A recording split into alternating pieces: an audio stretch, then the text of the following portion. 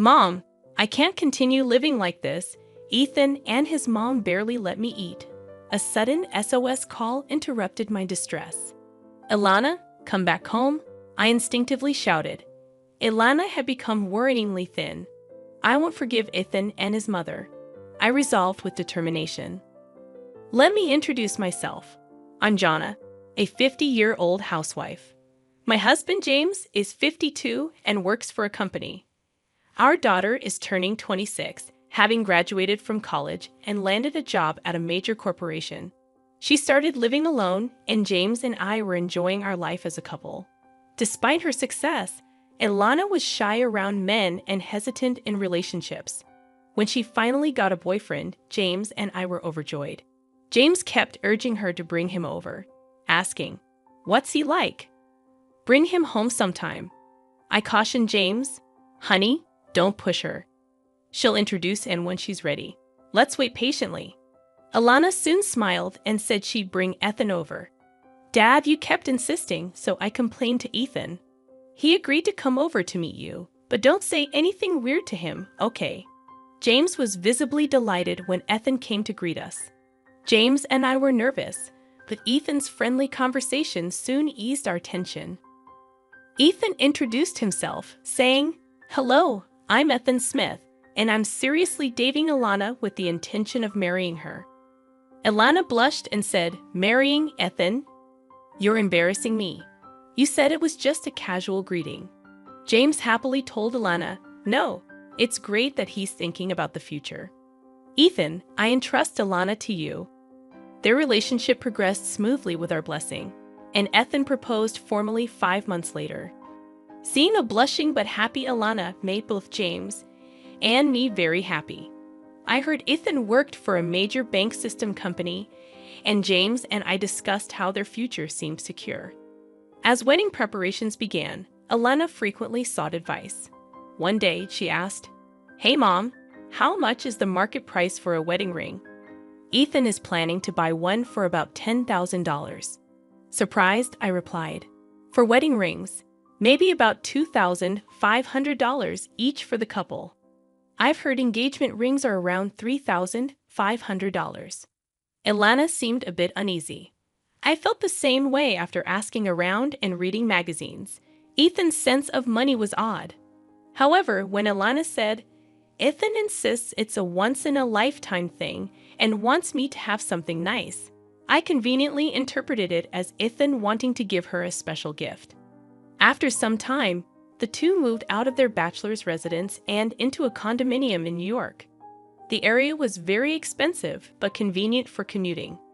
I expressed my concern to Ilana, saying, "Hey Ilana, the area you and Ian live in must be pretty expensive to rent, right?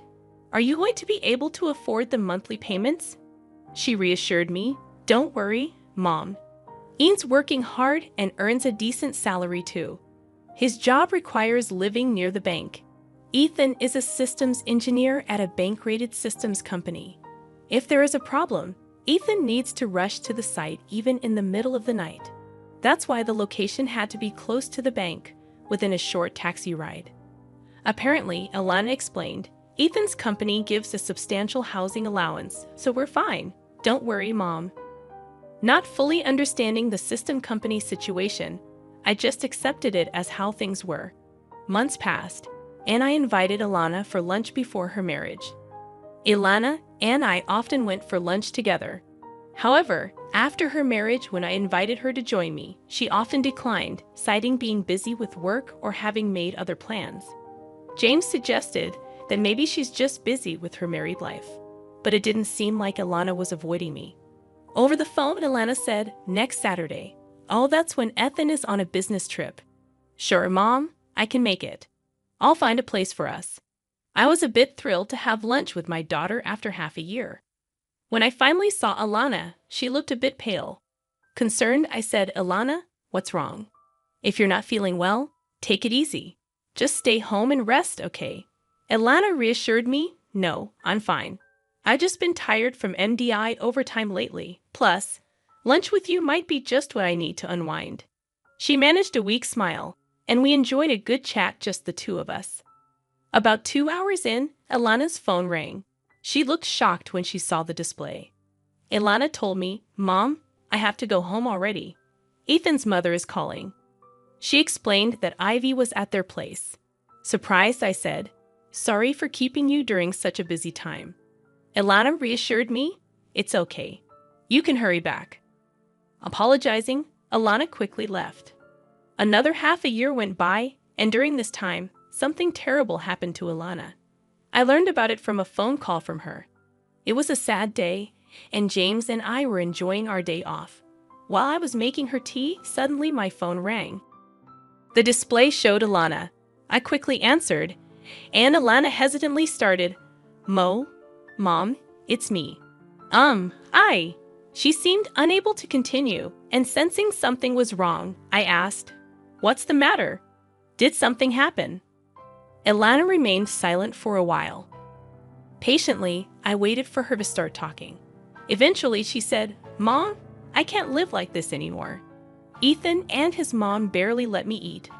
I might not survive if this continues."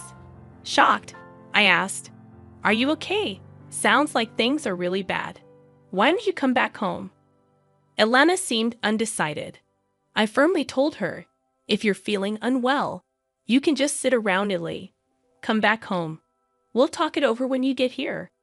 Ilana responded, "Really? Can I come back? But I don't have any money. I can't leave." I thought this was strange. Ilana was earning a decent salary, but there was no time for a long discussion. Her situation sounded serious. First, I needed to meet with Ilana to see how she is doing. I instructed Ilana, "Take only your valuables with you and leave the house. There's a convenience store near your apartment, right? I will drive there and pick you up. Wait for me there." Sobbing, Ilana agreed. James and I hurried to the convenience store. When we arrived, Ilana was crouched in the parking lot. She saw me and said, Mom, I'm sorry. I shouldn't have done this." She broke down and cried. I hugged Ilana, and together with James, we helped her into the car. She was terribly thin and almost gray in complexion. I was astonished, wondering what could have happened to her. I held Ilana until she stopped crying. James said to me, "She will not be able to come down here. Let's take her home soon and give her a good rest. We need to talk to Ethan." I agreed with James, stating, "Yes, right now letting Ilana rest is our top priority." When we arrived home, Ilana, possibly due to exhaustion, immediately fell asleep on the sofa. After she woke up, I served her some easy-to-eat food. She ate voraciously in front of us, indicating how hungry she must have been. It was shocking to hear her stories about not being allowed to eat and having no money. I asked Ilana, "What do you mean you're not allowed to eat?" Ilana explained, "My salary is lower than Ethan's, so Ethan and his mom Ivy keep telling me to save more." Gradually, my food portions were reduced. I asked, "Really? But you're making the food, right? Because you're a married couple, and you eat the same food, right?"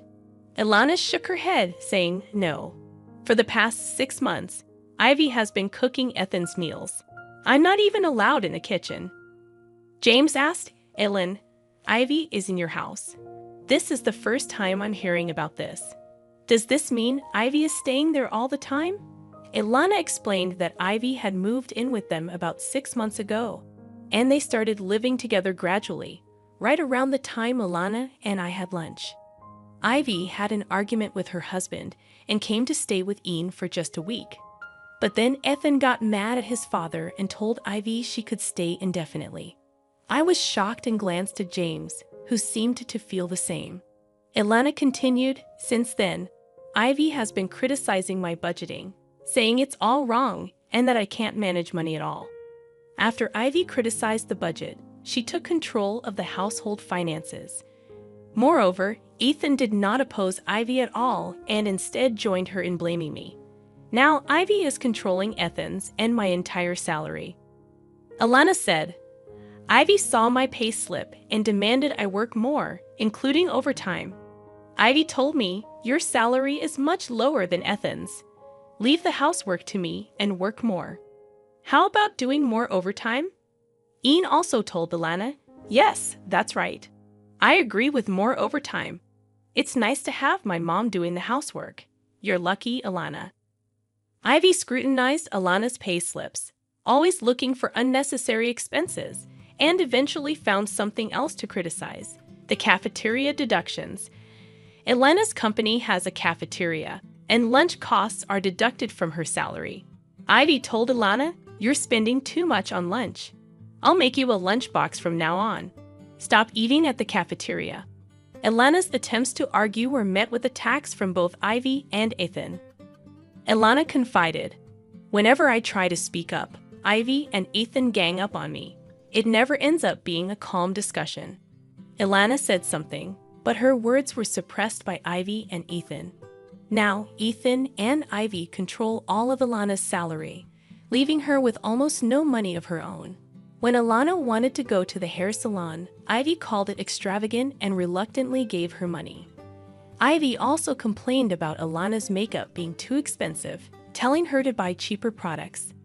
Ilana can't even buy new clothes, but Ivy never complains about Ethan's spending.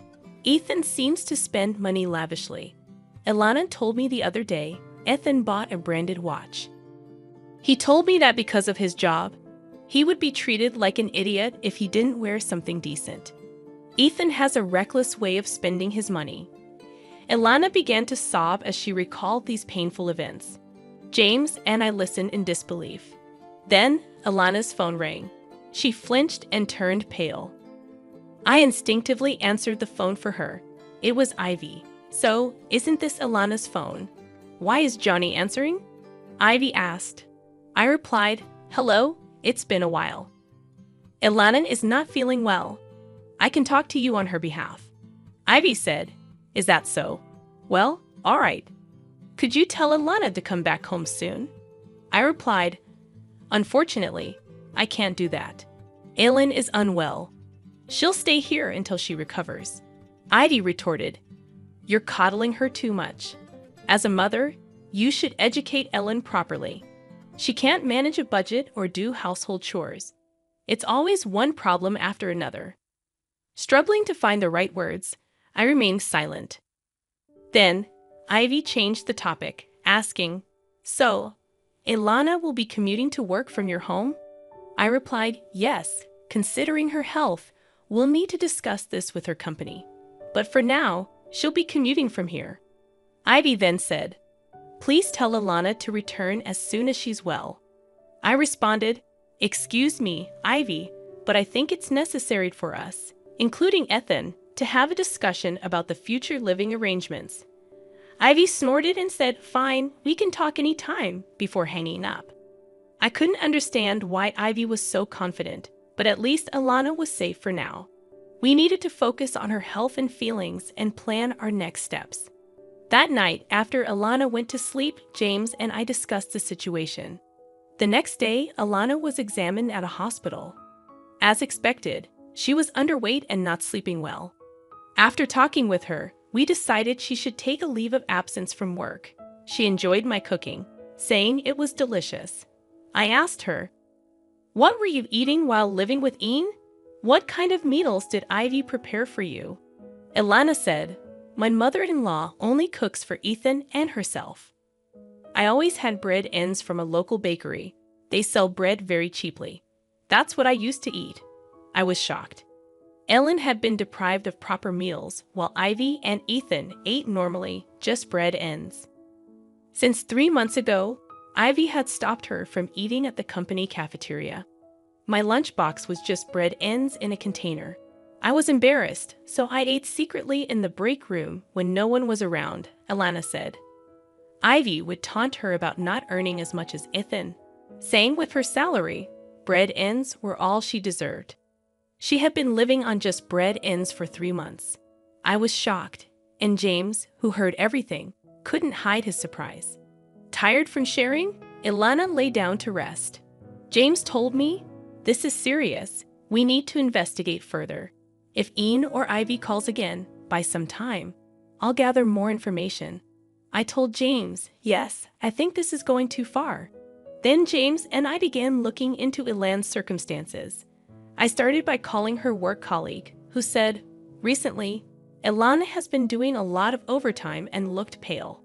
She often declined after-work drinks, saying she couldn't go because of her husband and mill. James also talked to Ilana's boss. Ilana's boss mentioned, "I've been concerned about Ilana lately because she's been doing too much overtime. She seemed desperate to work." Ilana's boss commented, "Ilana is so conscientious. Maybe she's been pushing herself too hard. I hope she recovers soon and comes back to us." Thanks to her boss's initiative, Ilana was granted sickness allowance by her company. The allowance was 2/3 of her salary, but we were grateful to receive it. We decided to have the sickness allowance paid into a different account from her usual salary account. 2 weeks after Ilana returned home, Ethan called. He insisted Ilana should be well by now. When I looked at James, he answered the phone. James humbly requested Ethan, "Ilana is not fully recovered yet. Please let her rest for another week." Ethan told James over the phone, "I guess there's no choice. Just one more week, okay?" and then hung up. I protested to James, saying she needs at least 3 more weeks to recover, and we don't know what they'll do to her if she goes back. James reassured me, "Don't worry, we won't stick to the 1-week timeline. They've treated her terribly, and we have a plan." He then asked Ilana, "What do you want to do? If you want to try again with Ethan, we won't stop you. But if you want to leave him, we'll support you." Ilana, suddenly resolute, said, "I've been thinking, am I really as useless as Ivy and Ethan say? But this isn't right. They're just taking my money. I don't want this anymore. I want a divorce." James encouraged her, saying, "That's right. You've chosen your path. We'll always be on your side." James shared the information he had gathered with us. We prepared for the possibility of Ethan coming over, ready to handle the situation. 1 week passed, and we didn't contact Ian. 9 days later, Ethan and Ivy came to visit. When the doorbell rang, I checked the intercom and informed Ilana and James. James suggested, "Let's talk to them directly and settle this." Ilana nodded in agreement. Opening the door, we found Ethan and Ivy glaring at us. Calming myself, I greeted them warmly. "Hello, what brings you here so suddenly?"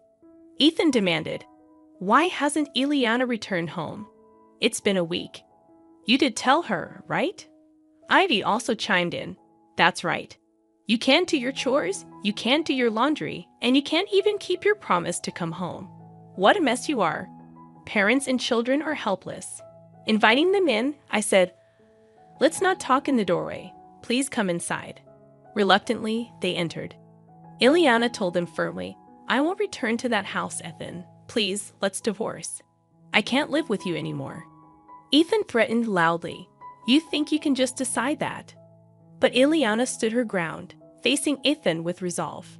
Ivy then berated Ilana, saying, "For 6 months, I did all the housework and supported Ethan while you neglected your duties." Ilana countered, "It's not that I didn't do the chores. Whenever I did, you would criticize my methods and take over the tasks, didn't you?" Ivy retorted, "How dare you speak to me like that after making me work so hard? You should be ashamed." "I was only trying to correct your mistakes," Ethan joined in. "That's right, my mother helped because you couldn't handle the chores, allowing you to focus on work," he added. That's when James shouted at them, "What nonsense. You took Ilana's salary and fed her only bread ends. Your actions are the worst kind of abuse." They were shocked by James' outburst. James added, "Ethan, you have been fired from your company. I checked out your employment status. You don't have the power to continue paying the rent on that apartment anymore, do you?" Ethan began to look uneasy. Ilana added, "I didn't know until Dad told me." James continued, "I hired a detective to find out Ian. You were fired 6 months ago for an affair with your boss's wife." Ilana accused Ethan, "You pushed me to work because you lost your job and income." Ethan turned pale and hung his head. James then confronted Ivy. "You have a shopping addiction, and that's right, you didn't leave your home due to a fight, but because you were divorced and had nowhere to go." Ivy lost her composure and turned pale. James concluded, "Ethan is being sued for alimony. and Ivy is being chased by debt collectors. They were trying to pass their debts onto Ilana. Ilana, trembling with anger, placed a piece of paper on the desk. She said, "Once and for all, let's divorce. I've filled out half of the divorce form. You complete it and submit it to the authorities. We'll communicate through lawyers from now on." Ethan, prostrating at Eliana's feet on the carpet, pleaded, "Please don't say we should divorce. It was just a moment of madness. I was wrong to hide it from you. You're all I have, Ilana. I'm so sorry. Please forgive me." Ivy, also appealing to Ilana, cried, "I did all the housework and took care of everything, didn't I? I'm sorry, please come back. I'll keep doing the chores." Ilana, looking at Ethan and Ivy coldly, said, "I'm fed up. Who would want to start over with you two? You hid what you did and exploited my salary. I don't want to see your faces." Ethan and Ivy were unable to move from their spot, crying inconsolably. James sternly told them, "The conversation is over. It's time for you to leave. If you don't, we have our ways to deal with it."